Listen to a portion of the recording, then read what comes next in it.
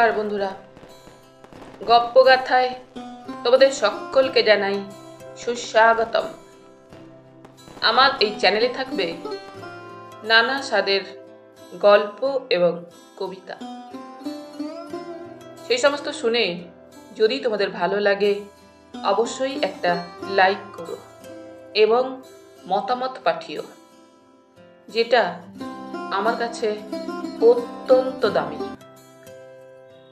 আর এই সমস্ত ভিডিওর নোটিফিকেশন পাওয়ার জন্য অবশ্যই চ্যানেলটিকে সাবস্ক্রাইব করে পাশে থাকা বেল আইকনটি প্রেস করে দিও। তাহলে চলো শুরু করা যাক আজকের গল্প। শুরু করছি আজকের রহস্য গল্প, সৈয়দ মুস্তাফা সিরাজের লেখা অকাল কুষ্মাণ্ড।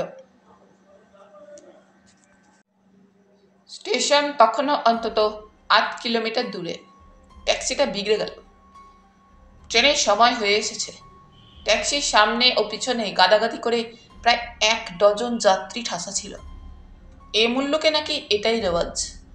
তবে শীতের দাপটে অবস্থাটা খুব একটা অসহনীয় মনে হচ্ছিল না। তো ট্যাক্সিওয়ালা 10 কিলোমিটার পথ আসতে ইতিমধ্যে 3 বার ভাড়া বাড়িয়েছে।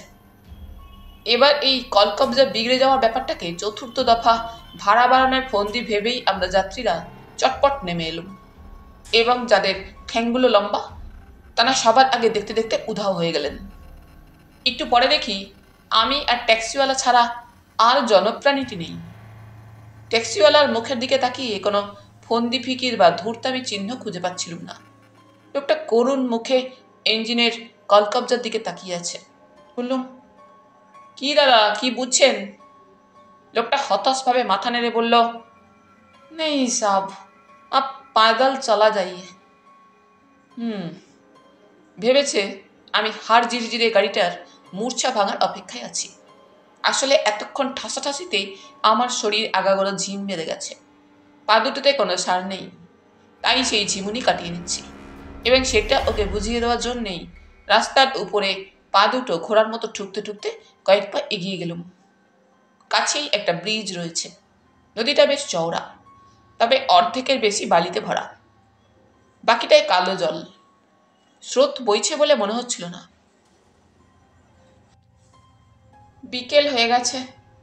শীতের দিন ঝটপট ফুরিয়ে যায়। হিসেব করে দেখলুম ট্রেনের এখনো মিনিট 20 দেরি। স্বাভাবিক গতিতে হেঁটে গেলেও ট্রেন ধরা যাবে। সঙ্গে একটা কিট ব্যাগ ছাড়া কোনো বোঝা নেই। তাছাড়া জায়গাটা কেন যেন খুব ভালো লাগছিল। একধারে ছোট বড় পাহাড় আর উপত্যকা শীতে শস্যে সবুজ হয়ে আছে। অন্য ধারেও পাহাড় আছে, আর আছে ঝোপঝাড় আর মাঝে মাঝে ঘন জঙ্গল। সামনে ওই স্টেশনের কাছে যা একটা বসতি। তাছাড়া কাছাকাছি কোনো বসতির চিহ্ন চোখে পড়ছিল না। মনে হলো জায়গাটা ভ্রমণ বিলাসীদের পক্ষে মোটামুটি পছন্দসই। হঠাৎ আমার চোখ গেল ডাইনে নদীর পাড়ে জঙ্গলের দিকটায়। ঝোপের মধ্যে কি একটা বসে আছে যেন। বাঘ ভালুক নাকি বলা যায় না। এই জঙ্গলে জনহীন জায়গায়, বিশেষ করে শীতকালে, জন্তু জানোয়ার বেরিয়ে পড়তেও পারে। ধূসর রঙের প্রাণীটি আমার দিকে পিঠ রেখে ওত পেতে আছে। একবার ভাবছি ট্যাক্সিওয়ালাকে ডেকে সাবধান করে দিই। আবার ভাবছি আমার ডাকাডাকি শুনে যদি দাঁত নোখ বাগিয়ে তেড়ে আসে। অবশ্য রাস্তাটা যথেষ্ট উঁচু এবং আন্দাজ 150 মিটার দূরত্ব রয়েছে ওটা। কিন্তু আমাকে হক চকিয়ে দিয়ে ওটা উঠে দাঁড়ালো এবং তক্ষুনি বুঝলুম চোখের ভুল হয়েছে। ওটা ধূসর রঙের কোট প্যান্ট পরা একজন মানুষই বটে। হাতে কি একটা রয়েছে। গা ছমছম করে উঠল এবার অন্যরকম ভয়ে। হাতে কি ওটা পিস্তল? কাউকে খুন করার জন্য ওত পেতে আছে লোকটা? কিন্তু কোট প্যান্ট এবং দস্তুর মতো সাহেবি টুপি পরা কোনো লোক কাউকে খুন করার জন্য ওভাবে ওত পেতেছে, এটা কিছুতেই যুক্তিসঙ্গত মনে হলো না। অথচ ওর গতিবিধি সন্দেহজনক। সন্দেহ আরও বাড়ল যখন দেখলুম লোকটা হাতের কালো রঙের জিনিসটা তুলে গুলি ছোড়ার ভঙ্গিতে একটু কুঁজো হলো এবং ওইভাবে পা টিপে টিপে ঝোপঝাড় ভেঙে এগুতে লাগলো। তারপর দেখি সে দৌড়তে শুরু করেছে। গুরুতর দুর্ঘটনার আশঙ্কায় আমার বুক ঢিপঢিপ করছে। এবার প্রতি মুহূর্তে আশঙ্কা করছি গুলি, শব্দ আর মানুষের আর্তনাদ শুনবো। ওর হাতের জিনিসটা যদি বন্দুক হতো তাহলে তো শিকারই ভাবতুম। পিস্তল দিয়ে কি কেউ পাখি বা জন্তু জানোয়ার শিকার করে? দৌড়ে সে যেখানে ঢুকলে সেখানে কিছু উঁচু উঁচু গাছ রয়েছে। ছায়ায় অস্পষ্টভাবে তাকে দেখতে পাচ্ছি। তারপর সে অন্তত 1 মিনিটের জন্য অদৃশ্য হয়ে গেল। ট্যাক্সিওয়ালা ব্যাপারটা দেখেছে নাকি জানার জন্য ওদিকে ঘুরলুম। না, ও এখনো ইঞ্জিনের ওপর হুমড়ি খেয়ে পড়ে আছে। আবার যখন সেই লোকটাকে দেখতে পেলুম, তখন সে নদীর পাড়ে হাঁটু দুমড়ে বসেছে এবং পিস্তল তাক করে রেখেছে। আর চুপ করে থাকতে পারলুম না। দৌড়ে গিয়ে ট্যাক্সিওয়ালাকে ব্যাপারটা দ্রুত জানিয়ে দিলুম। দুজন মানুষ এখানে থাকতে একটা খুন খারাপই হবে। যে ট্যাক্সিওয়ালা 3-3 বার যাত্রীদের চাপ দিয়ে ভাড়া বাড়িয়েছে, তার বিবেকও এবার নড়ে উঠল। হেই ঈশা বলে সে তার ট্যাক্সি থেকে একটা লোহার রড বের করলো। তারপর চোখ কটমট করে আমাকে ডাক দিল। আমারও একটা কিছু হাতে নেওয়া দরকার। অগত্যা ওর ইঞ্জিনের মধ্যে রাখা একটা রেঞ্জ তুলে নিয়েই রওনা দিলুম। উত্তেজনায় মাথার ঠিক নেই। ট্যাক্সিওয়ালা উঁচু রাস্তা থেকে নামতে গিয়ে গড়িয়ে পড়ল। তারপর দুর্বোধ্য ভাষায় চাপা স্বরে কি বলতে বলতে ঝোপঝাড় ভেঙে এগোতে থাকলো। আমি ওর পিছু পিছু চলেছি। দুজনেই সতর্ক, আচমকা ধরে ফেলবো ওকে। আমাদের দিকে পিঠ রেখে লোকটা তখন তেমনি বসে আছে। টুপি পরা মাথাটা সামনে ঝুঁকেছে। হাতের পিস্তল একেবারে নাকের ওপর তুলে তাক করে রেখেছে। সম্ভবত হতভাগ্য মানুষটি, অর্থাৎ যাকে খুন করবে, সে নিচে নদীতে নিশ্চিন্তে কিছু করছে টরছে। কিছু টের পাচ্ছে না। খুনের লোকটির হাতে পিস্তল আছে বলেই আমরা এই সাবধানী হয়েছি। পা টিপে এগিয়ে কয়েক মিটার দূর থেকে ট্যাক্সিওয়ালা রড তুলল এবং আমিও রেঞ্জটা বাগিয়ে চেঁচিয়ে উঠলুম, খুন করলে, খুন করলে, পাকড়ো পাকড়ো। ভুলেই গেলুম যে ওর হাতে পিস্তল আছে। কিন্তু সঙ্গে সঙ্গে গুপ্তঘাত ঘুরে ব্যাপারটা দেখেই হুড়মুড় করে নদীতে ঝাঁপ দিল। ট্যাক্সিওয়ালা রড নাচিয়ে পাট থেকে শাসাতে শুরু করলো, পিস্তল ফেক দো, নেই তো ডান্ডা মারেগা হাম। আমি তখন হতবম্ব দাঁড়িয়ে গেছি। কি বলবো ভেবে পাচ্ছি না। নাকি এখনো লিটনগঞ্জে সেই সরকারি অতিথিশালায় শুয়ে একটা বিদঘুটে স্বপ্ন দেখছি। কালো এবং প্রচন্ড ঠান্ডা জলে বুক অবধি ডুবিয়ে হতভাগ্য গুপ্তঘাতক এখন ফ্যাল করে আমাদের দিকে তাকাচ্ছে। তার টুপিটাও খুলে পড়ে কাগজের নৌকার মতো ভেসে যাচ্ছে অল্প অল্প স্রোতে, এবং তার ফলে মাথা জোড়া যে টাকটি এই গোলাপি রোদ্দুরে চিকমিক করছে, সেটি অতি প্রসিদ্ধ এবং আমার অতি সুপরিচিত। তার সান্টাক্লজ সদৃশ সাদা অনবদ্য গোঁপদাড়িতে এখন বিস্তর জল কাদা লেগেছে এবং তার হাতে সেই পিস্তলটা পরিণত হয়েছে বাইনোকুলারে। হয়েছে বলেই আমাদের বোকামির শাস্তি পাইনি, কিন্তু ততক্ষণে আমার পেটে হাসি ঘুলিয়ে উঠেছে। হায় বুড়ো ঘুঘু, এ কি দশা তোমার? ট্যাক্সিওয়ালা লোহার রডটা ফের তুলতেই করুণ আওয়াজ এলো, জানতো, ওকে একটু বুঝিয়ে বলো যে এটা পিস্তল টিস্তল নয়, সামান্য একটা দূরবীন। এতক্ষণে আমি হাসতে পারলুম।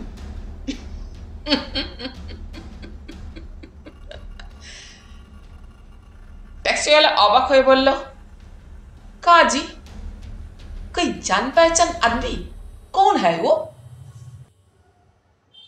बोलूम, थोड़ा गलती हुआ दादा, माफ कीजिए। वो देखिए, आपका टैक्सी में बच्चा लोग का गौरव कर रहा है। সত্যি সত্যি কাচ্চা বাচ্চারা ওই জনহীন রাস্তায় ওর ট্যাক্সিতে হামলা করেনি, কিন্তু উপায় নেই, ওই নিমজ্জিত বৃদ্ধ ভদ্রলোককে উদ্ধার করতে হবে। শীতের বিকেলে নদীর জল ওর পক্ষে নিশ্চয়ই আরামদায়ক হচ্ছে না। যাই হোক, আমার মিথ্যে কথায় কাজ হলো। ট্যাক্সিওয়ালা ঘুরে দাঁড়ালো। তারপর ওর হাতে সেই ছোট্ট রেঞ্জটা গুঁজে দিতেই সেই জঙ্গল ভেঙে রাস্তার ট্যাক্সির দিকে দৌড় দিল। নিমজ্জিত বৃদ্ধের দিকে ঘুরে সান্ত্বনা দেওয়ার সুরে বললাম, জলটা কি খুবই ঠান্ডা? উনি করুণ হেসে ক্ষীণ কণ্ঠে বললেন, ধন্যবাদ, আমি এবার উঠতে পারবো, তবে দয়া করে তুমি আমার টুপিটা উদ্ধার করো। হাসতে হাসতে একটা গাছের ডাল ভেঙে ধীরে ধীরে ভাসমান টুপিটা উদ্ধার করে দেখি উনি পাড়ে উঠেছেন, এবং কি আশ্চর্য, আবার চোখে বাইনোকুলার রেখে পা টিপে টিপে এগুচ্ছেন। ভিজে পোশাক থেকে জল ঝরছে সমানে, কিন্তু এতক্ষণে সব রহস্য আমার কাছে পরিষ্কার হয়ে গেছে। বিরক্ত হয়ে ওর প্রচলিত নাম বা বদনাম ধরে ডেকে ফেললুম, হায় ওল্ড ঘুঘু, নিমোনিয়া হবে যে। উনি কানই দিলেন না। দৌড়ে গিয়ে ওর কাঁধ খামচে ধরলুম। তখন হতাশ ভঙ্গিতে ঘুরে দাঁড়ালেন। মাই ডিয়ার ইয়ং ম্যান, তুমি জানো না কি সাংঘাতিক ক্ষতি করছো আমার। অনেক কষ্টের পর বিরল প্রজাতির একটা উট ডাকের দেখা পেয়েছিল, আর কি তাকে খুঁজে পাবো? ওর কথায় এমন অনুতাপ জাগলো। বললুম, এই দুর্ঘটনার জন্য আমি যথেষ্ট লজ্জিত এবং দুঃখিত। ক্ষমা করুন এবং চলুন, যেখানে উঠেছেন সেখানে গিয়ে পোশাক বদলাবেন। 1 মিনিট জয়ন্ত, আমি প্রজাপতি ধরা জালটা নিয়ে আসি। বলে উনি সামনের দিকে পা বাড়ালেন। সেদিকে তাকিয়ে দেখি গাছপালার ফাঁকে একটা কাঠের বেড়া দেখা যাচ্ছে। বুড়ো দেখতে দেখতে কি কৌশলে সেই বেড়ার ফাঁক গলিয়ে অদৃশ্য হলেন। তখন ব্যাপারটা ভালো করে দেখার জন্য বেড়ার দিকে এগিয়ে গেলুম। একটা কৃষি ফার্ম বলে মনে হলো। নদীর ধারে চারপাশে পাহাড় আর জঙ্গলের মধ্যে কেউ চাষবাস করেছে। অঢেল শীতের ফসল ফলে রয়েছে, তরিতরকারিও লাগানো আছে। বুড়ো এখন হামাগুড়ি দিয়ে কুমড়ো ক্ষেতের দিকে এগোচ্ছেন। দুর্লভ প্রজাতির কতগুলো প্রজাপতি ওর জালে ধরা পড়েছে জানি না, তবে আমার চোখ পড়লো কুমড়োগুলোর দিকে। কিন্তু ওগুলো কি সত্যি কুমড়ো না পাথর? চতুর্দিকে অজস্র ছোট বড় পাথর পড়ে আছে, অনেক রকম গড়ন, নানান রঙের। কিন্তু কুমড়ো ক্ষেতের ওগুলোর মসৃণ নিটোল গড়ন আর সোনালি রং দেখেই বুঝতে পারলুম পাথর নয়, অতএব কুমড়ো ছাড়া আর কি। আমার বৃদ্ধ বন্ধু ওখানে হাঁটু মুড়ে সাবধানে জাল গুটোচ্ছিলেন। হঠাৎ কোত্থেকে বাজখাই গলায় চেঁচিয়ে উঠল। তারপর দেখি গামবুট পরা বেটে নাদুস নুদুস চেহারার এক ভদ্রলোক হাতে খুরপি নিয়ে দৌড়ে আসছেন। এই রে, এবার আর বুড়োকে বাঁচানো যাবে না। আমি বেড়ার ফাঁক গুলিয়ে ঢোকার জন্য সাধ্য সাধনা করছি। তার মধ্যে শুনি উভয় পক্ষই হা হা হো হো করে হেসে উঠলেন।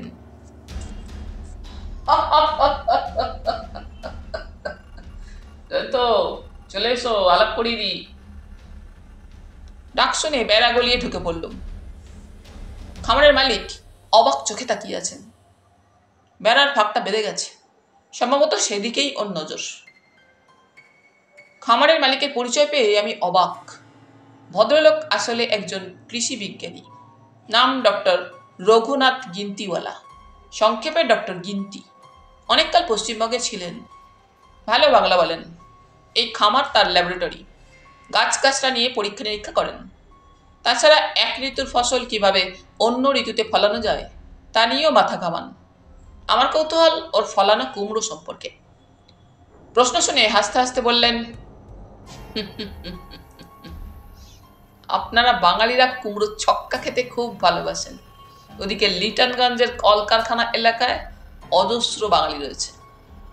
বলতে পারেন তাদের মুখ চেয়েই আমি এই উৎকৃষ্ট জাতের কুমড়ো ফলিয়েছি। ওখানকার অফিস ক্যান্টিনগুলোতে তুলি তরকারি যোগায় একটা এজেন্সি, তারা আমার ক্ষেতের কুমড়ো ট্রাক বোঝাই করে কিনে নিয়ে যায়। আপনার বন্ধু কর্নেল সাহেবকে জিজ্ঞাসা করুন, সত্যি না মিথ্যে। কর্নেল সাহেব অর্থাৎ বুড়ো ঘুঘু বলে পরিচিত কর্নেল নীলাদ্রি সরকার। এই খামার বাড়ির পাশের ঘর থেকে ভিজে পোশাক ছেড়ে ডক্টর গিন্তির পাজামা পাঞ্জাবি এবং একখানা আস্ত কম্বল জড়িয়ে এতক্ষণে এলেন। ফায়ারপ্লেসের সামনে আরাম করে বসে বললেন, জয়ন্ত, ডক্টর গিন্তির ওই কুমড়োগুলো কিন্তু অকাল কুৎসাণ্ড। ডক্টর গিন্তি হো হো করে হেসে উঠলেন। কি বললেন? অকাল কুৎসাণ্ড? কর্নেল বললেন, তাছাড়া আর কি বলবো, সচরাচর কুমড়ো পরিণত আকার পেতে এবং পাকাপোক্ত হতে অনেক দিন লেগে যায়। আপনার এই কুমড়ো মাত্র 3 মাসেই প্রকাণ্ড হয়ে ওঠে, ভেতরটা লাল টুকটুকে। ডক্টর গিন্তি হঠাৎ গম্ভীর হয়ে গেলেন যেন। বললেন, না না, লাল বলা ঠিক নয়, হলদে। আপনি তো ভেতরটা দেখার সুযোগ পাননি এখনো, বরং কাল সকালে আপনার ফরেস্ট বাংলায় খানিকটা পাঠিয়ে দেব। তখন বাধা দিয়ে কর্নেল বললেন, সরি, ভেতরটা তো এখনো দেখিনি, তবে যেন মনে হচ্ছে ভেতরটা লাল হওয়াই উচিত। কেন বলেন তো? বুঝলেন ডক্টর গিন্তি, আমার ইদানিং উদ্ভিদ বিজ্ঞানের দিকে ঝোঁক চেপেছে। সেদিন একটা পত্রিকায় দেখছিলাম অবিকল এই জাতের কুমড়ো পলিনেশীয় দ্বীপপুঞ্জে ফলে। প্রশান্ত মহাসাগরের ওইসব দ্বীপে 200 বছর আগে কুমড়ো কি তা কেউই জানত না। 1739 সালে বিখ্যাত অভিযাত্রী টমাস কুক প্রথম তাহিতি দ্বীপে বিলিতি কুমড়োর কিছু বীজ পুঁতে এসেছিলেন। তার প্রায় 100 বছর পরে বিবর্তনবাদের প্রবক্তা চার্লস ডারউইন গিয়ে দেখেন মাটির গুণে বিশাল আকারের কুমড়ো ফলেছে। তো তখনও দ্বীপের লোকেরা ভয়ে কুমড়ো ছোঁয় না। ওখানকার একটা দ্বীপের নাম ইস্টার দ্বীপ। সেখানে লোকেরা যে পক্ষী দেবতা পুজো করে, এ বুঝি তারই দ্বীপ। বুঝুন অবস্থা।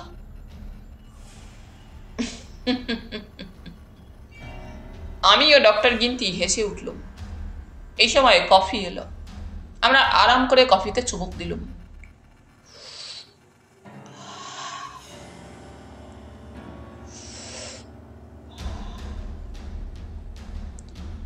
কর্নেল মুরো কোনো ব্যাপারে একবার মুখ খুললে তো থামতে চান না। আবার পলিনেশীয় দ্বীপপুঞ্জে ফিরেছেন। গতিক দেখে ডক্টর গিন্তি আমার দিকে চোখ ইশারা করে বললেন, এবার জয়ন্তবাবুর ব্যাপারটা শোনা যাক। বলুন জয়ন্তবাবু, কি দেখে এলেন লিটনগঞ্জে? কর্নেল চিমটে অগ্নিকুণ্ড থেকে এক টুকরো অঙ্গার তুলে চুরুট ধরাতে ব্যস্ত হলেন। আমি বললুম, ব্যাপার সত্যি সাংঘাতিক। হেভি ওয়াটার প্ল্যান্টের প্রায় অর্ধেকটা বিস্ফোরণে গুঁড়ো হয়ে গেছে। সরকারি গোয়েন্দারা এখনো তদন্ত করছেন। কয়েকজনকে গ্রেপ্তারও করা হয়েছে। কিন্তু আঁচ করা যাচ্ছে না যে অত কড়াকড়ি নিরাপত্তা ব্যবস্থা সত্ত্বেও কিভাবে অন্তর্ঘাত ঘটল। ডক্টর গিন্তি শিউরে উঠলেন। বলেন কি, অন্তর্ঘাত? তাহলে ফিরে গিয়ে আপনাদের পত্রিকায় কড়া করে লিখবেন জয়ন্তবাবু। কর্নেল আমার দিকে ঘুরে দুষ্টু হেসে বললেন, রিপোর্টার হিসেবে জয়ন্তর খুব সুনাম আছে ডক্টর গিন্তি। ওর কলমের জোরে সরকারি অফিসের চেয়ারগুলো কেঁপে উঠে শুনেছি। পাল্টা খোঁচা মেরে বললুম, আর আপনারও তো বুড়ো ঘুঘু বলে যথেষ্ট নাম আছে। কর্নেল আচমকা কাশতে শুরু করলেন।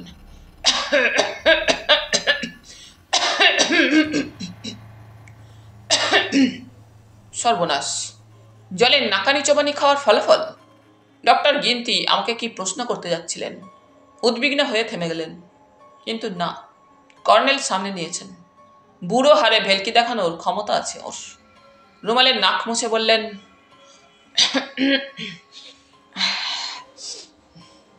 এবার ওঠা যাক, বাংলায় ফিরতে রাত হয়ে যাবে। ডক্টর গিন্তি বললেন, সঙ্গে লোক দেব, আলো দেব, কিচ্ছু ভাববেন না।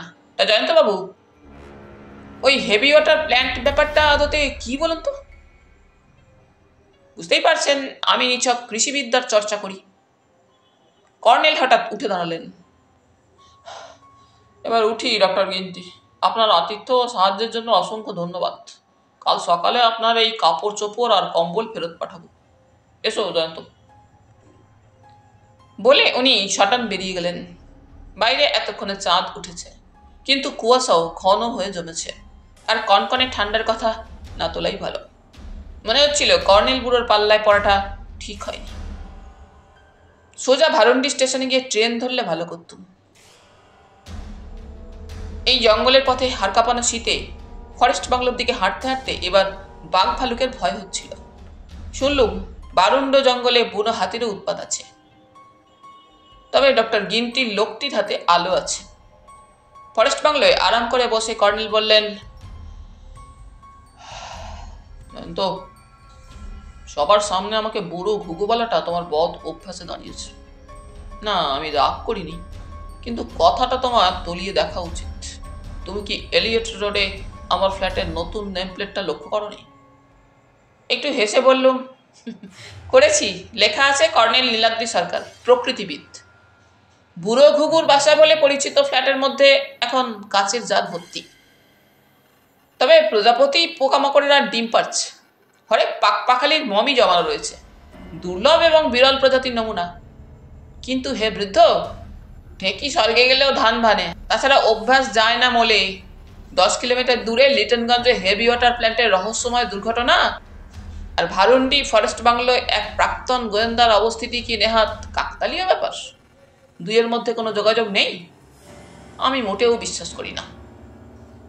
কর্নেল জোরে মাথা দুলিয়ে বললেন, একেবারে কাকতালীয়।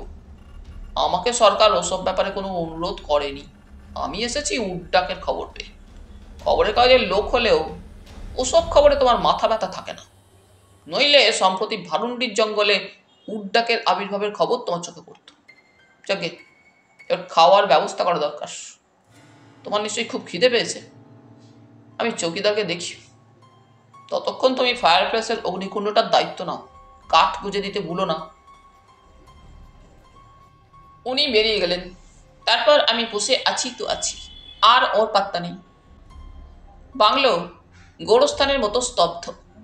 একা বসে থাকতে গা ছমছম করছে। প্রায় 2 ঘন্টা পরে কর্নেল ফিরলেন। বললুম, এত দেরি যে? কর্নেল বললেন, রাতের কাজটুকু সেরে এলুম। আশা করি আমার সে অদ্ভুত ক্যামেরার কথা তুমি বলোনি। হ্যাঁ, অদ্ভুত ক্যামেরাই বটে। প্রতাপগড় জঙ্গলে ওটা পেতে রাখতে দেখেছিলাম সেবার। জন্তুদের জল খেতে যাওয়ার পথে গাছের ডালে বেঁধে রেখেছিলেন। একটা তার নিচে মাটিতে পোতা ছিল। ক্যামেরার লেন্সের সামনে দিয়ে 50 গজ অবধি মাটিতে কেউ হেঁটে গেলেই অতি সূক্ষ্ম ইলেকট্রনিক সিস্টেমে সেই স্পন্দন ধরা পড়বে এবং আপনা আপনি শাটারটা ক্লিক করবে। ফ্ল্যাশ বাল্ব জ্বলবে এবং ছবি উঠে যাবে। কর্নেলের মতে জন্তুদের স্বাভাবিক চেহারার ছবি এইভাবেই তোলা সহজ। বললুম, কোথায় ক্যামেরা পেতে এলেন? চাপা হেসে কর্নেল বললেন, ডক্টর গিন্তির কুমড়ো খেতে। কারণ তখন ওখানে কয়েকটি অদ্ভুত পায়ের ছাপ দেখেছিল। ওটা কি প্রাণী দেখা দরকার। পুরোর বাতিকের কোনো তুলনা নেই। ও নিয়ে মাথা ঘামিয়ে লাভ নেই। এখন একমাত্র ভাবনা, সকাল হলেই আমাকে কেটে পড়তে হবে। লিটনগঞ্জ হেভি ওয়াটার প্ল্যান্টের রিপোর্ট কিভাবে লিখব, তাই ভাবতে থাকলাম। কর্নেল অবশ্য আর মুখ খুললেন না।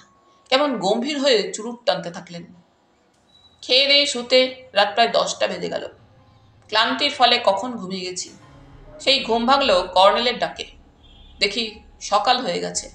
কর্নেল অভ্যাস মতো কখন এই প্রচণ্ড শীতের ভোরে বাইরে ঘুরে এসেছেন। গায়ে ওভারকোট, মাথায় হনুমান টুপি, হাতে ছড়ি।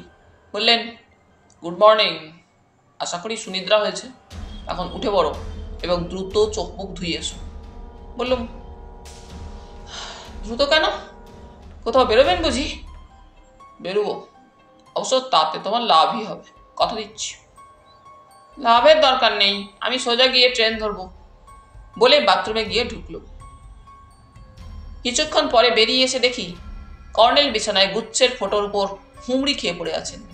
আমাকে দেখে বললেন, জয়ন্ত, আমার রাতের ফসল দেখে যাও, তোমার চক্ষু চরক গাছ হয়ে যাবে। একটা ফটো তুলে নিয়ে সত্যি সত্যি চক্ষু চরক গাছ আমার। এ কি দৃশ্য! কুমড়ো খেতে একটা বিশাল কুমড়োর ওপর ঝুঁকে ডক্টর গিন্তি কি যেন করছেন। এক হাতে খুদে টর্চ রয়েছে। বললুম, কি ব্যাপার? কর্নেল হাসলেন।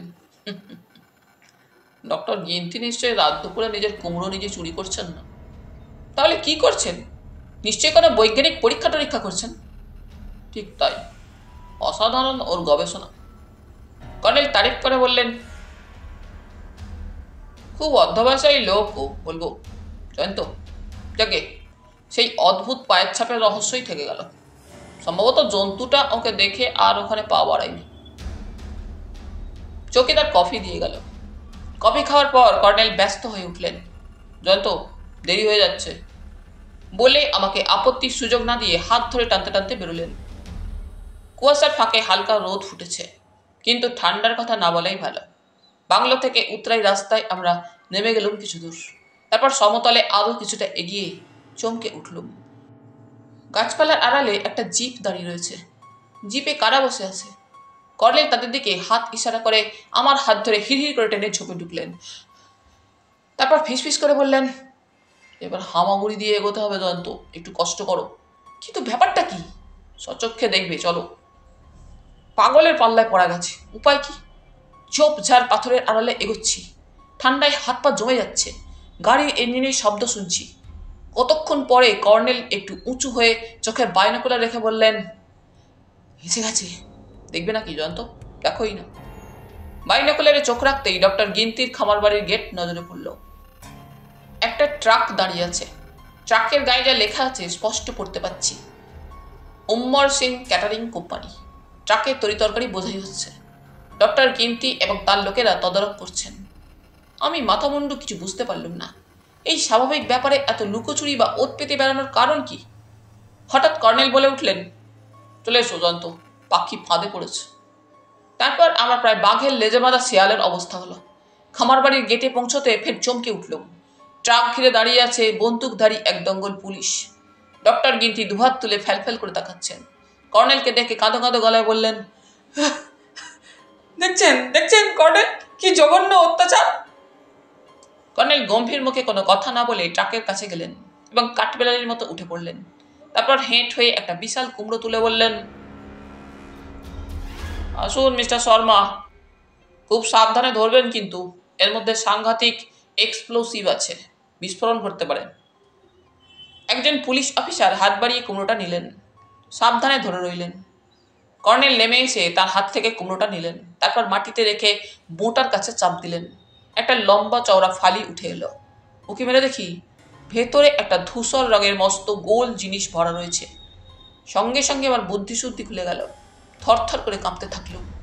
কর্নেল বললেন, তাহলে বুঝতে পারছো জয়ন্ত, তোমার কাজের জন্য কেমন একখানা স্টোরি পেয়ে গেলে। আশা করি এবার এও বুঝেছো যে লিটনগঞ্জের হেভি ওয়াটার প্ল্যান্টের দ্বিতীয় টাওয়ারকে ধ্বংস করার ব্যবস্থা হচ্ছিল। ক্যান্টিনে এই বিশেষ চিহ্নিত কুমড়োটি যেত এবং সেখান থেকে পাচার হতো টাওয়ারের মধ্যে। দেখে আমার কাজ শেষ, বাকি যা কিছু মিস্টার শর্মার হাতে ছেড়ে দেওয়াই ভালো। এসো জয়ন্ত, আমরা বাংলোয় ফিরি। তোমার ট্রেন সেই 11টায়। ততক্ষণ তুমি এই অকাল কুষাণ্ডের রহস্যময় কাহিনীর একটা খসড়া করে নিতে পারবে। তবে মনে রেখো, কুমড়ো রহস্য আমি দৈবাত টের পেয়েছিলাম প্রজাপতি ধরা জাল পাততে গিয়েই। আস্তে আস্তে শুনলুম পেছনে ডক্টর গিন্তি গর্জে বলছেন, নিয়ে মুখ হারাম, আমার পাজামা পাঞ্জাবি কম্বলটা এখনো ফেরত দিল না। তাহলে বন্ধুরা, আজ এখানেই শেষ করলাম। আবার ফিরবো পরের পর্বে। তোমরা সকলে খুব খুব ভালো থেকো। ধন্যবাদ।